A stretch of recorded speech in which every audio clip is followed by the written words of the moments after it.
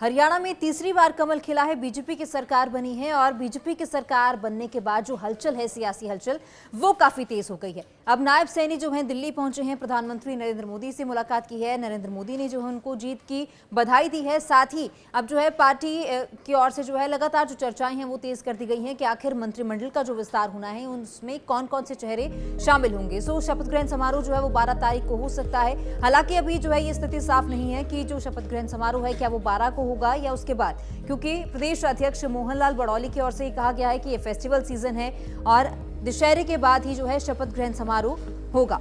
लेकिन सीएम कौन होगा इस पर भी सीएम सैनी जो हैं वो बोले हैं, कहा कि हमारा संसदीय बोर्ड ये तय करेगा, मंत्रिमंडल पर भी फैसला संभव है। तो हरियाणा में नई सरकार बनने को लेकर हलचल काफी तेज हो गई है। सीएम पर भी जो है, सीएम चेहरे पर भी नायब सैनी बोले, कहा कि सीएम कौन होगा ये तो हमारा जो है संसदीय बोर्ड ही तय करेगा, मंत्रिमंडल पर भी फैसला संभव है।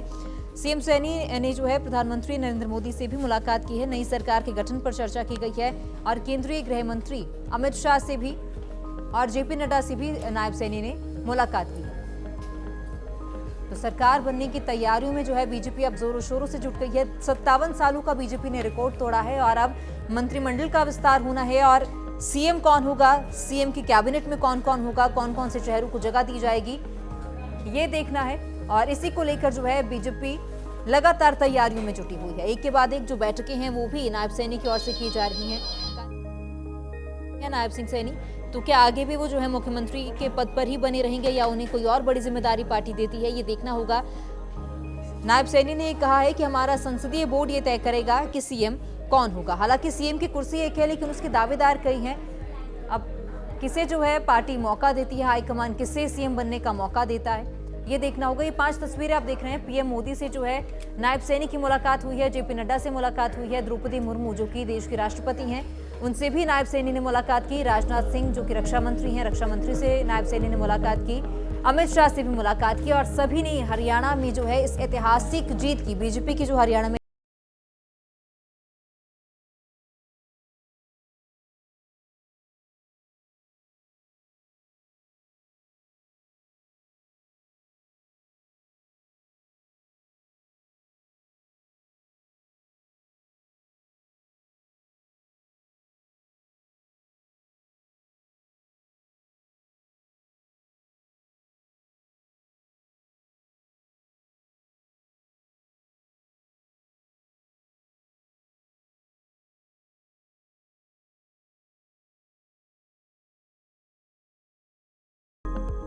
इस प्रचंड जीत का जो श्रेय है वो श्रेय आदरणीय नरेंद्र मोदी जी को जाता है, जिन्होंने पिछले 10 वर्षों में ऐसी नीतियां, ऐसी योजनाएं चलाई हैं जिसका लाभ गरीब व्यक्ति को भी मिल रहा है, जिसका लाभ किसान को भी मिल रहा है, जिसका लाभ युवा को भी मिल रहा है और जिसका लाभ महिला को भी मिल रहा है।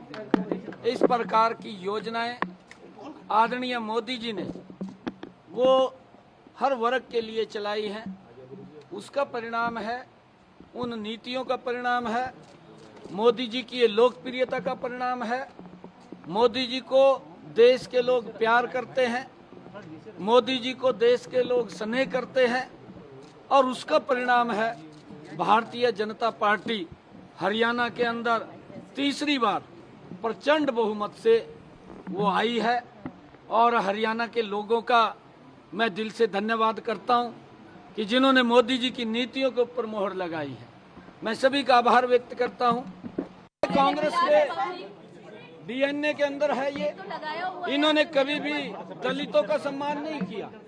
दलितों को अपमानित करने का काम ये कांग्रेस पार्टी करती रही है और कांग्रेस ने हमेशा, आप इनका कार्यकाल देखिए, ये यहाँ से नहीं है, इन्होंने डॉक्टर भीमराव अंबेडकर जी को सम्मान नहीं दिया, उसको अपमानित करने का काम ये कांग्रेस पार्टी ने किया।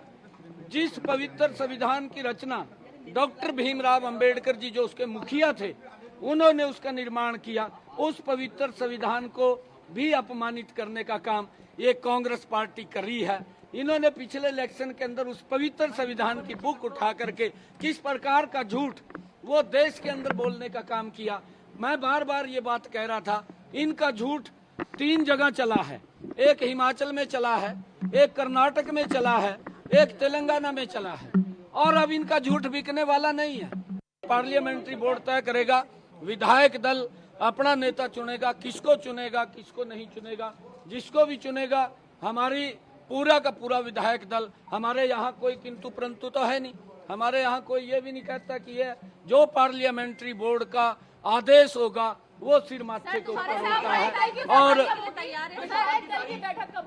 वो मैंने कहा है कि केंद्र तय करेगा, हमारे ऑब्जर्वर आएंगे, ऑब्जर्वर उसको जो आएंगे वो तय करेंगे। और जब दायित्व संभालने के लिए तैयार है, जिम्मेदारी नहीं, देखिए मैंने कहा है कि हमारा पार्लियामेंट्री बोर्ड इस बात को तय करता है, और पार्लियामेंट्री बोर्ड का फैसला वो अंतिम फैसला है। जो भी फैसला उनका होगा वो सर्वमान्य है। नहीं, हमारी जलेबी हरियाणा की बहुत ही फेमस है। मेरे गोहाना की जलेबी बड़ी फेमस है, परंतु जो व्यक्ति ने प्रेजेंट किया है कि उसकी फैक्ट्री लगेगी, उसका ये होगा, जलेबी के ऊपर बड़ी राजनीति की है। जलेबी हमारे हरियाणा में कई प्रकार की होती है। एक बारीक जलेबी भी होती है, एक मीडियम जलेबी भी होती है, एक ये गोहाना की प्रसिद्ध जलेबी है, ये भी ऐतिहासिक जलेबी है। परंतु इस हमारी जो हरियाणा का कल्चर है, हरियाणा की हमारी संस्कृति है, हमारे हरियाणा का जो खान पान है, अलग अलग क्षेत्र में अलग अलग है। कहीं की बर्फी फेमस है, कहीं की अमृति फेमस है, कहीं का घेवर फेमस है, कहीं का हमारा जो घेवर के साथ साथ फिरनी है वो फेमस है। परंतु उनको तो ये मालूम ही नहीं है कि ये चीजें भी फेमस है। वो तो किसी ने उनकी गाड़ी में एक डब्बा रख दिया, और डब्बा रखा तो उन्होंने देखा कि इतनी बड़ी जलेबी यहाँ बनती है, तो उसको लेकर के वो उतावले हुए हैं थोड़े, उनको मालूम नहीं था। नहीं, क्यों